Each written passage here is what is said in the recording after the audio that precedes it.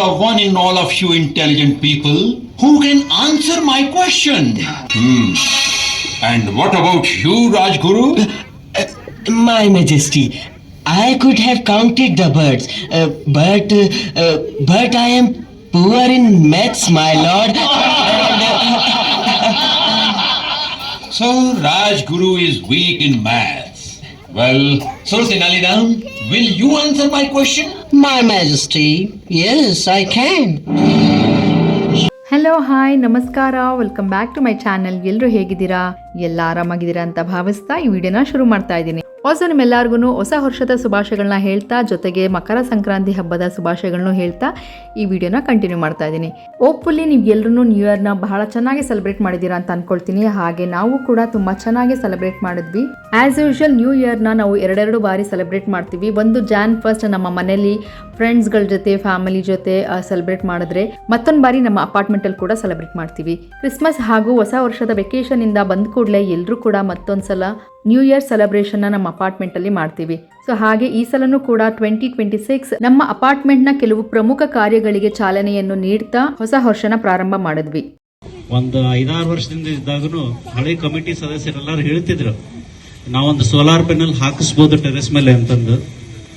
But ಅವಾಗ government ಕಡೆಯಿಂದ ಅಷ್ಟು ಸಬ್ಸಿಡಿ ಆಗಿರ್ಬೋದು ಅಥವಾ ನಮ್ಮ ಕಡೆ ಒಂದು ವಿಲ್ ಆಗಿರ್ಬೋದು, ಅದು ಇರ್ಲಿಲ್ಲ ಅನ್ಕೋತೀನಿ. ಸೊ ನೋಡಿದ್ರಲ್ಲ, 2026 ನ ಹೊಸ ರೆಸಲ್ಯೂಷನ್ ಜೊತೆಗೆ ನಮ್ಮ ಹಿಂದಿನ ಬಹು ವರ್ಷಗಳ ರೆಸಲ್ಯೂಷನ್ ಆದಂತ ಸೋಲಾರ್ ವಾಟರ್ ಹೀಟರ್ ನ ನಮ್ಮ ಟೆರೆಸ್ ಮೇಲೆ ಈ ವರ್ಷ ಅಳವಡಿಸಲಾಯಿತು. ಸೊ ಇದು ಬಹಳ ದಿನಗಳಿಂದ ಪೆಂಡಿಂಗ್ ಇದ್ದಂತ ಟಾಸ್ಕ್. ಆದ್ರೆ ಈ ವರ್ಷ 2026ರಲ್ಲಿ ಈ ಒಂದು ಪ್ರಾಸೆಸ್ ನ ಕಂಪ್ಲೀಟ್ ಮಾಡಿದಂತ ನಮ್ಮ ಕಮಿಟಿ ಮೆಂಬರ್ಸ್ಗೆ ಕಂಗ್ರಾಚುಲೇಷನ್ಸ್ ಹೇಳಕ್ಕೆ ಇಷ್ಟಪಡ್ತೀನಿ.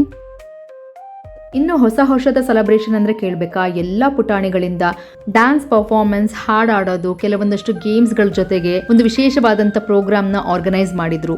ಸುಮಾರು 350 ವರ್ಷಗಳ ಇತಿಹಾಸ ಇರುವಂತಹ ರಂಗಪುತ್ತಳಿ ಗೊಂಬೆ ಆಟವನ್ನು ಶ್ರೀ ರಂಗನಾಥ ರಾವ್ ರವರ ಟ್ರೂಪ್ ಇಂದ ಆಯೋಜಿಸಲಾಗಿತ್ತು. ಅಂಡ್ ನಮ್ಮ ಅಪಾರ್ಟ್ಮೆಂಟ್ ನ ಎಲ್ಲ ಪುಟಾಣಿಗಳು ಈ ರಂಗಪುತ್ತಳಿ ಗೊಂಬೆ ಆಟನ ಬಹಳನೇ ಎಂಜಾಯ್ ಮಾಡಿದ್ರು. ಸೊ ಹೇಗಿತ್ತು ಅಂತ ನೋಡ್ಕೊಂಬರೋಣ ಬನ್ನಿ. ಮನರಂಜನಾತ್ಮಕವಾಗಿರುವುದಲ್ಲದೆ ಪ್ರಾಯೋಗಿಕವಾಗಿಯೂ ಶೈಕ್ಷಣಿಕವಾಗಿಯೂ ಬಳಕೆಯಲ್ಲಿದೆ.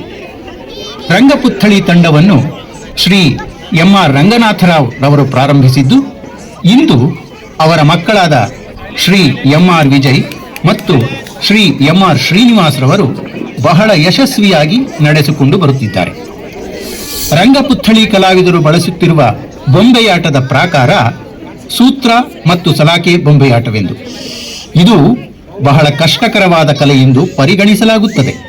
ಈ ಬೊಂಬೆಯಾಟದ ಕಾರ್ಯಕ್ರಮವು ಮೊದಲಿಗೆ ಗಣೇಶನ ಪೂಜೆಯೊಂದಿಗೆ ಪ್ರಾರಂಭಗೊಳ್ಳುತ್ತಿದೆ.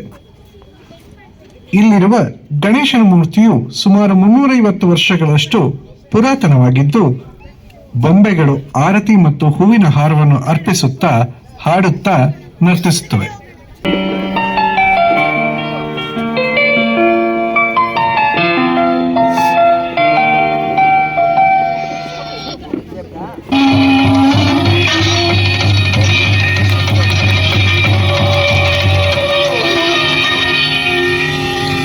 ಶುಕ್ಲಾಂಬರಧರಂ ವಿಷ್ಣು ಶಶಿವರ್ಣಂ ಚತುರ್ಭುಜಂ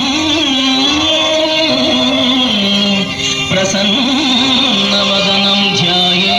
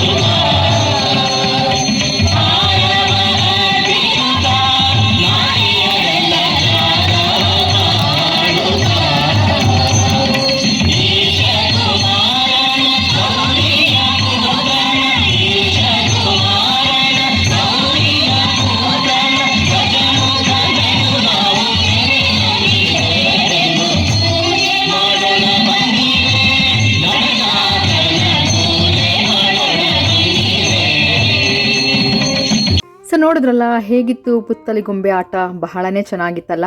ನಮ್ಮ ಅಪಾರ್ಟ್ಮೆಂಟ್ನ ಎಲ್ಲ ಮಕ್ಕಳು ತುಂಬಾನೇ ಎಂಜಾಯ್ ಮಾಡಿದ್ರು, ಅದ್ರ ಜೊತೆಗೆ ದೊಡ್ಡವರು ಕೂಡ ತುಂಬಾ ಎಂಜಾಯ್ ಮಾಡಿದ್ರು. ಆ್ಯಂಡ್ ನಾನಂತೂ ಇದೇ ಫಸ್ಟ್ ಟೈಮ್ ನೋಡ್ತಾ ಇರೋದು. ಇದನ್ನ ಟಿವಿಗಳಲ್ಲಿ ನೋಡಿದ್ವಿ, ಆದ್ರೆ ಲೈವಲ್ಲಿ ನೋಡೋವಾಗ ಬಹಳನೇ ಚೆನ್ನಾಗಿತ್ತು, ತುಂಬಾ ಇಷ್ಟ ಆಯ್ತು. ಆ್ಯಂಡ್ ಬಹಳ ಹೊತ್ತು ಈ ಬೊಂಬೆ ಆಟಗಳಿಂದ ಚಿಕ್ಕವ್ರನ್ನ ದೊಡ್ಡವ್ರನ್ನ ಎಲ್ಲರನ್ನೂ ಖುಷಿ ಪಡಿಸ್ತಂತ ಈ ಟ್ರೂಪ್ನ ವೇದಿಕೆಯ ಮೇಲೆ ಕರೆಸಿ ಅವರಿಗೆ ಸನ್ಮಾನ ಮಾಡಲಾಯಿತು. ಸೊ ಹೇಗಿತ್ತು ಅಂತ ನೋಡ್ಕೊಂಬರೋಣ ಬನ್ನಿ. ಎಷ್ಟು ಚೆನ್ನಾಗಿ ಮಾಡಿಕೊಟ್ರು, ನಿಜವಾಗ್ಲೂ ನಾನು ರಂಗಪುತ್ರಿ ಕಾರ್ಯಕ್ರಮ ನೋಡಿರಲಿಲ್ಲ, ಬಹಳ ಚೆನ್ನಾಗಿ ನಡೆಸ್ಕೊಟ್ರು. ನಿಜವಾಗ್ಲೂ ಮನಸ್ಸು ಖುಷಿ ಆಯಿತು.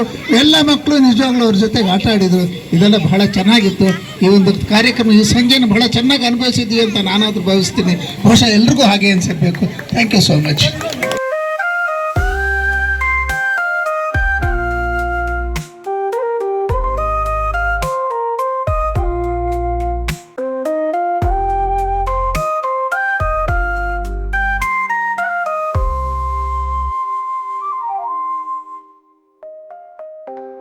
ಎಲ್ಲರಿಗೂ ಶುಭ ಹಾರೈಕೆಗಳು.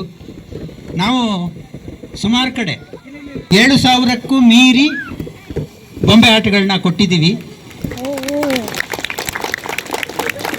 ಇಂಥ ಆತಿಥ್ಯ ನಮಗೆ ಸಿಗೋದು ತುಂಬ ಅಪರೂಪ. ಅಂದರೆ ಬೊಂಬೆ ಆಟ ಮುಗಿಸಿದ್ರಾ, ಓಕೆನಾ, ಓಕೆ ಬಾಯ್ ಬಾಯ್, ಈ ಥರ ಇರ್ತಿತ್ತು. ಇಲ್ಲಿ ನಮ್ಮನ್ನು ಆತ್ಮೀಯತೆ ಅಂತ ಬರಮಾಡಿಕೊಂಡು ನಮ್ಮ ಒಬ್ಬೊಬ್ಬರ ಹೆಸರನ್ನು ಕೇಳಿ ಅವ್ರಿಗೆ ಚಪ್ಪಾಳೆ ಹೊಡಿಸಿ. ಯಾಕೆಂದರೆ ಕಲಾವಿದರಿಗೆ ಚಪ್ಪಾಳೆನೇ ಮುಖ್ಯ. ಆಗಲಿ, ದೊಡ್ಡದೊಂದು ಚಪ್ಪಾಳೆ ಬಂದ್ಬಿಡಿ. ಧನ್ಯವಾದಗಳು, ಧನ್ಯವಾದಗಳು. ಸೊ ಇದರ ಇನ್ಚಾರ್ಜ್ ಎಮ್ ಆರ್ ರಂಗನಾಥರಾವ್ ಅಂತ ಹಿಂದೆ ಇದರಲ್ಲಿ ನಿರೂಪಣೆಯಲ್ಲಿ ಹೇಳಿದೆ. ಅವ್ರ ಮಕ್ಕಳಾದಂಥ ಇವರು ಎಮ್ ಆರ್ ವಿಜಯ್ ಅಂತ ದೊಡ್ಡ ಮಗ, ಎಮ್ ಆರ್ ಶ್ರೀನಿವಾಸ್ ಅಂತ ಅವ್ರು ಬರಲಿಲ್ಲ, ಬರ್ತಾರೆ, ಭೇಟಿ ಮಾಡ್ತಾರೆ, ನೋಡೋಣಂತೆ. ಸೊ ಇವರು 4th ಜನರೇಷನ್, ರಾಘವ್ ಇದನ್ನಲ್ಲ ಇವ್ರ ಮಗ 5th ಜನರೇಷನ್. ಹೀಗೆ ಮುಂದುವರಿಸ್ಕೊಂಡು ಹೋಗ್ತಾ ಇದ್ದಾರೆ. ನಾವು ಅವ್ರಿಗೆಲ್ಲ ಬೆಂಗಾವಲಾಗಿರ್ತೀವಿ ಅನ್ನೋ ಮಾತನ್ನು ಹೇಳ್ತಾ ತಮಗೆಲ್ರಿಗೂ 2026 ಶುಭ ತರಲಿ ಅಂತ ಕೋರ್ತಾ, ಹೊಸ ವರ್ಷದ ಶುಭಾಶಯಗಳನ್ನ ಕೋರ್ತಾ ತಮ್ಮೆಲ್ಲರಿಗೂ ವಂದನೆಗಳನ್ನ ಅರ್ಪಿಸ್ತೀವಿ. ಧನ್ಯವಾದಗಳು, ಧನ್ಯವಾದಗಳು, ಧನ್ಯವಾದಗಳು. ಥ್ಯಾಂಕ್ ಯು ಮಕ್ಕಳೇ, ತುಂಬ ಎಂಜಾಯ್ ಮಾಡಿದ್ರಿ, ತುಂಬ ಖುಷಿ ಆಯಿತು. ಹೀಗೆ ನಗನಗ್ತಾ ಇರೋಣ ಕೊನೆ ತನಕ. All the best, all the best.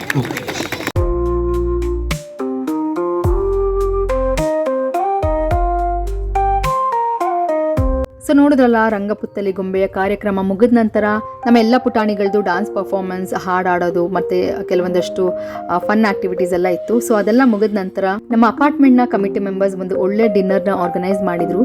So dinner ಆದ ಕೂಡಲೇ ಮತ್ತೆ ಎಲ್ಲರೂ ಒಂದು ಫೈರ್ ಕ್ಯಾಂಪ್ನ ಕೂಡ ಆರ್ಗನೈಸ್ ಮಾಡಿದರು. ಅದ್ರ ಸುತ್ತ ಕೂತ್ಕೊಂಡು ಎಲ್ಲರೂ ಬಹಳ ಹೊತ್ತು, ಆಲ್ಮೋಸ್ಟ್ ಒಂದು 12ವರೆಗೂ ಎಲ್ಲರೂ ಕೂತ್ಕೊಂಡು ಮಾತಾಡಿ ಹರಟೆ ಹೊಡೆದು ಆ ಕತೆಗಳನ್ನ ಹೇಳ್ತಾ ನಮ್ಮ ಎಕ್ಸ್ಪೀರಿಯನ್ಸ್ನ ಶೇರ್ ಮಾಡ್ತಾ ಒಂದು ಒಳ್ಳೆ ಟೈಮ್ನ ಸ್ಪೆಂಡ್ ಮಾಡಿದ್ವಿ. ಬಹಳನೇ ಚೆನ್ನಾಗಿತ್ತು. ಪ್ರತಿ ವರ್ಷವೂ ಹೀಗೇ ನಾವು ಹೊಸ ವರ್ಷನ ಬಹಳನೇ ಕಲರ್ಫುಲ್ಲಾಗಿ ಸೆಲೆಬ್ರೇಟ್ ಮಾಡ್ತೀವಿ. ಸೊ ಈ ವರ್ಷವೂ ಕೂಡ ಹೇಗೆಲ್ಲ ಸೆಲೆಬ್ರೇಟ್ ಮಾಡಿದ್ವಿ ಅನ್ನೋದನ್ನ ನಾನು ನಿಮ್ಮ ಜೊತೆ ಶೇರ್ ಮಾಡ್ಕೊಂಡಿದ್ದೀನಿ. ಇನ್ನೊಂದು ವಿಡಿಯೋಂದಿಗೆ ಮತ್ತೆ ಎಲ್ಲರೂ ಭೇಟಿಯಾಗೋಣ ಅಂತ ಹೇಳ್ತಾ ಈ ವಿಡಿಯೋನ ಇಲ್ಲೇ ಮುಗಿಸ್ತಾ ಇದ್ದೀನಿ. ಹಾಗಿದ್ರೆ ಈ ವಿಡಿಯೋ ನಿಮಗೆ ಇಷ್ಟ ಆಗಿದ್ರೆ ದಯವಿಟ್ಟು ಲೈಕ್ ಮಾಡಿ, ಶೇರ್ ಮಾಡಿ, ಹಾಗೂ ನನ್ನ ಚಾನಲ್ಗೆ ಸಬ್ಸ್ಕ್ರೈಬ್ ಮಾಡ್ಕೊಳ್ಳೋದನ್ನ ಮರಿಬೇಡಿ. ಮತ್ತೊಮ್ಮೆ ತಮ್ಮೆಲ್ಲರಿಗೂ ಹೊಸ ವರ್ಷದ ಶುಭಾಶಯಗಳನ್ನ ಹೇಳ್ತಾ 2026 ನಿಮ್ಮ ಬಾಳಲ್ಲಿ ಬದುಕಲ್ಲಿ ಒಳ್ಳೆಯದನ್ನು ತರಲಿ ಅಂತ ಕೇಳ್ಕೊಳ್ತಾ ಈ ವಿಡಿಯೋನ ಇಲ್ಲೇ ಮುಗಿಸ್ತಾ ಇದ್ದೀನಿ. ಮತ್ತೆ ಸಿಗೋಣ. ಎಲ್ರಿಗೂ ನಮಸ್ಕಾರ.